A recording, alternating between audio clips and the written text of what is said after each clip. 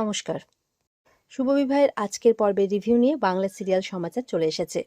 তো আজকের পর্বের রিভিউতে সুধা তো গেছে একজন মানে সার্ভে করার একজন ভদ্রলোকের ছদ্মবেশে। তো এবার সেই মহিলা এবার টাকার মঙ্গলসূত্রের লোভে বেরিয়ে এসেছে খেলবে বলে। তো বলছে নিন নিন প্রশ্ন করুন। তো সুধা প্রথম প্রশ্ন করছে আপনার বরের প্রিয় খাবার কি? বলছে বিরিয়ানি।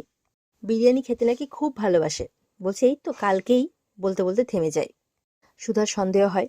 আর সুধা তো জানেই যে কালকে বিরিয়ানি এদের বাড়িতে ঢুকেছে। আর এও বলতে বলতে প্রায় একটু বলেই ফেলেছে। এরপরে প্রশ্ন করছে যে তার আগে বলছে যে আমরা আসলে মানুষদের আর্থিক সাহায্য করে থাকি, তো সেই জন্যই আমাদের এই খেলার একটা ছোট্ট প্রচেষ্টা। তারপর বলছে যদি আপনাকে ফ্রিতে কোথাও ঘুরতে নিয়ে যাওয়া হয়, তো বলছে যদি ফ্রিতে ঘুরতে যাওয়ার সুযোগ দেওয়া হয় কোথায় যাবেন? বলে ফ্রি মানে একদম থাকা খাওয়া ফ্রি? বলে হ্যাঁ। বলছে আমার না বিদেশ যাওয়ার খুব শখ, জানেন তো, বিদেশ যেতে পারবো? বলছে যে আমাদের থাইল্যান্ড পাটায়াতে একটা ট্রিপ আছে আর কি, তো যদি আপনি লাকি ড্রটা জিতে যান তাহলে অবশ্যই যেতে পারবেন। বলছে ঠিক আছে।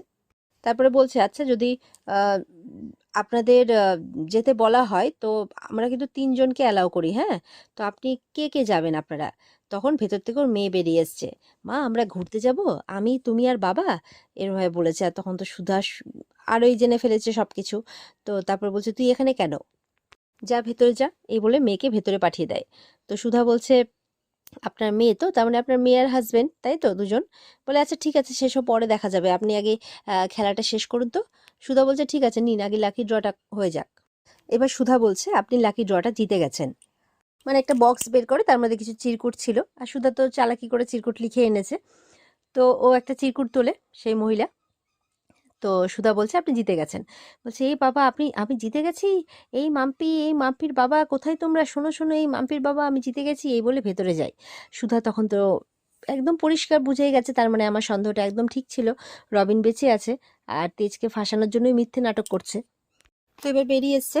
আর সুধা এদিকে চেকটা বের করেছে যে বলুন আপনার ব্যাংক অ্যাকাউন্ট আছে তো? বলে আমার তো ব্যাংক অ্যাকাউন্ট নেই। আচ্ছা ইয়ে হবে না, ক্যাশ হবে না? বলে না, আমাদের কোম্পানি থেকে চেক রেডি থাকে। তো বলছে যে তাহলে আপনার হাজবেন্ডের ব্যাংক অ্যাকাউন্ট আছে? বলে হ্যাঁ। বলে তাহলে তাকে ডাকুন, তার ব্যাংক অ্যাকাউন্টটা নিয়ে নিই, আর একটা ফর্ম আছে সেখানে উনি সিগনেচার করে দিবেন, ব্যাস চেকটা আমরা দিয়ে দেবো। তো বলছে না উনি আসতে পারবেন না। বলে কেন, কেন আসতে পারবেন না? বলে উনি নেই। নেই মানে কোথায় গেছে?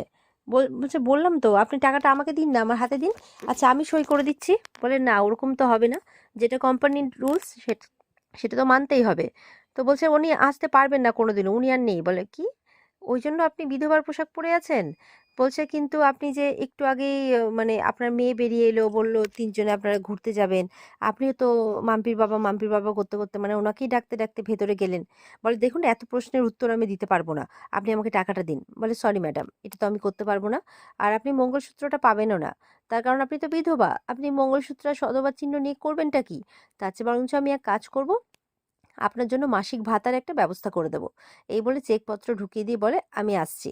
এই বলে যখন চলে যাচ্ছে তখন বলছে আচ্ছা আচ্ছা দাঁড়ান দাঁড়ান আমি ওনাকে ডেকে নিয়ে আসছি।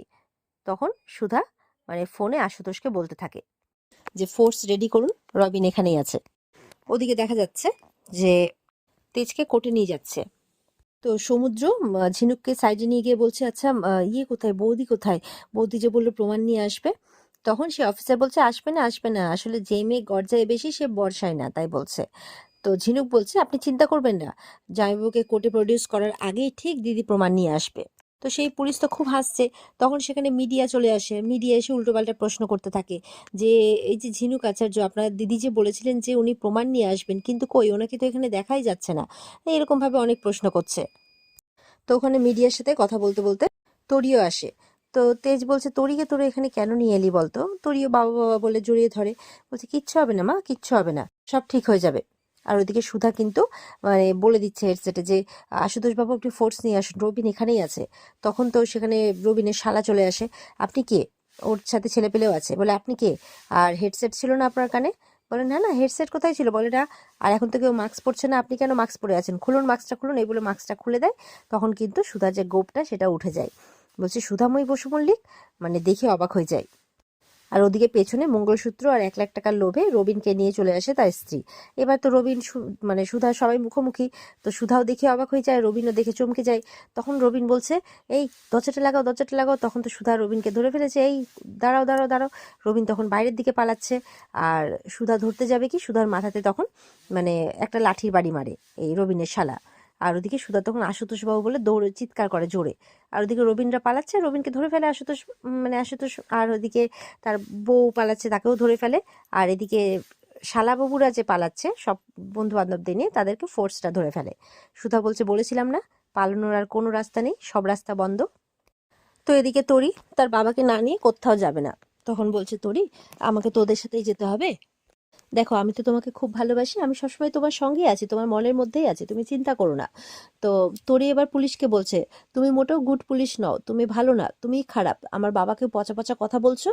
আমার বাবা কিচ্ছু করেনি, বলে তোমার বাবা যেটা করেছে সেটা হলো বলতে যাচ্ছে। তখন তেজ বলছে, একদম ওকে কিছু বলবেন না। বলে কেন, খুন করার সময় মনে ছিল না, আর ক্রাইম করার সময়, আর এখন যদি মেয়েকে বলি যে আপনি একজন ক্রিমিনাল, তাতে দোষ হয়ে যাচ্ছে।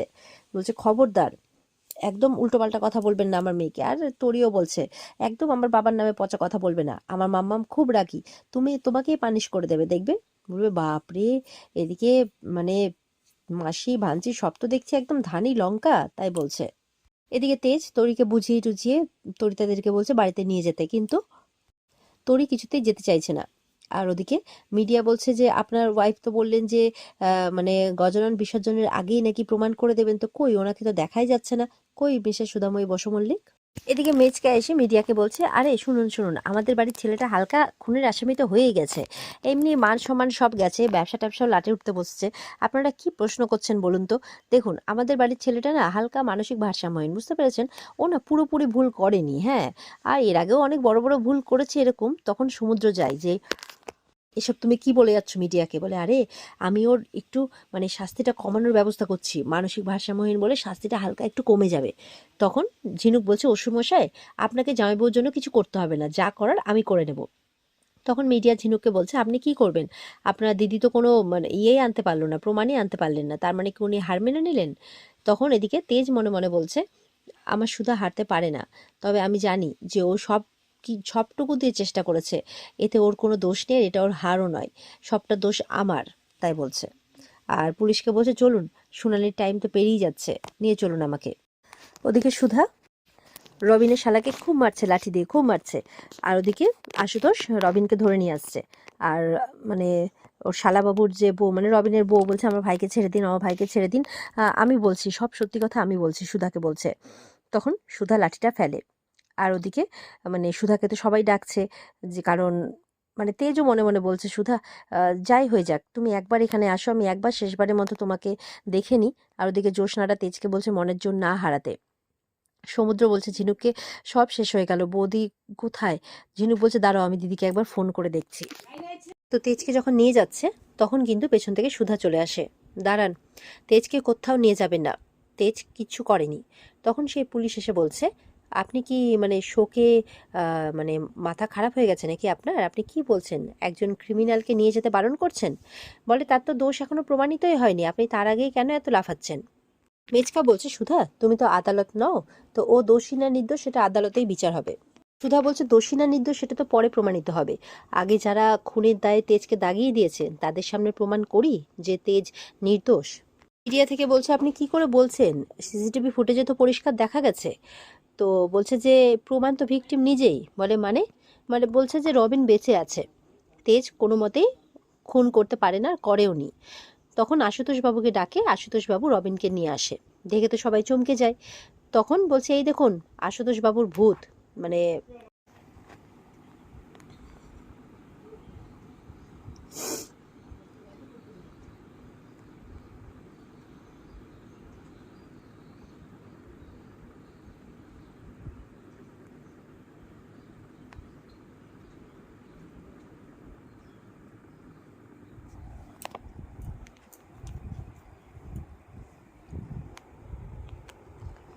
কাট। রবিনকে নিয়ে আসার পর আশুতোষ বাবু বলছেন, এই যে রবিনের ভূত, সবাই দেখে নিন। সুধা বলছে, চমকে গেলেন তো, ঠিক আমরাও এইভাবেই চমকে গেছিলাম। ইনি দিব্যি বউ বাচ্চার সাথে সুখে সংসার করছিলেন, ঘরের মধ্যে লুকিয়েছিলেন, দিব্যি মজাসে আনন্দ উপভোগ করছিলেন, খাওয়া দাওয়া করছিলেন, একদম খুব ভালো ছিলেন। এবার তেজকে যে উঠিয়েছে সেই পুলিশ অফিসার, সে তো সমানে নিজের ঘাম মুছছে যে হাই হাই এবার কি হবে আমার, নিজেও তো অন্যায় করেছে আর না জানি এও ইমনের সাথে মিলে আছে কিনা। তেজ বলছে তার মানে তুমি ঠিকই বলছিলে সুধা, আমি কিছু করিনি। তখন তরিতারা বলছে যে দুনিয়া এদিক ওদিক হয়ে গেলেও আমরা কেউ বিশ্বাস করব না যে তুমি খুন করেছো। জ্যোৎস্নাও বলছে হ্যাঁ ভাই তুই কখনো এমনটা করতে পারিস না, ওই জন্য তো আমরা সবসময় তোর পাশে আছি ছিলাম। বিনুক বলছে তুই তো দারুণ কাজ করেছিস, আমরা তো কেউ ভাবতেই পারিনি, আর তুই তো পুরো জ্যান্ত লাশের ঘাড় ধরে নিয়ে আসলি একেবারে। তরিতা বলছে আচ্ছা রবিন যদি মারা নাই যায় তাহলে এরকম নাটকটা কেন করলো। তরিতা জ্যোৎস্না বলছে ভাইয়ের সাথে ওর কিসের শত্রুতা। সেই পুলিশ বলছে মিথ্যে অভিযোগ কেন হতে যাবে, ওর ডেথ সার্টিফিকেট তো আছে আমাদের কাছে। মিডিয়া বলছে হ্যাঁ হাসপাতাল থেকে তো মৃত বলে ঘোষণা করেছিল। সেই শয়তান পুলিশ বলছে যে আপনি তার মানে আপনার স্বামীকে বাঁচাতে মানে আমাদেরকে বিভ্রান্ত করবেন, রবিনের মতো কাউকে মানে রবিন সাজিয়ে নিয়ে চলে আসবেন, মানে বলতে চাইছে যে এটা রবিন নয় ওর মতো সাজিয়ে নিয়ে এসছে কাউকে, এরকম কথা বলতে চাইছে সেই বদ অফিসার। মনে তো হচ্ছে সেই অফিসারও ইমনের সাথে মিলেই আছে। সুধা তো তাকিয়ে আছে তাদের দিকে। আর এখানে আজকের পর্ব শেষ হয়ে যায়। তো এই ছিল আজকের পর্বের রিভিউ। ভালো লেগে থাকলে পর্বকে লাইক কমেন্ট করে জানাতে ভুলবে না, আর আমাদের সাথে জুড়তে চ্যানেলকে সাবস্ক্রাইব করতে ভুলবে না। দেখা হচ্ছে তোমাদের সাথে আগামীকালকে। সবাই খুব ভালো থাকবে। আজকের মতো পর্ব এই পর্যন্তই। পর্বের বিস্তারিত দেখতে অবশ্যই স্টার জলসার পর্দায় চোখ রাখবে। টাটা।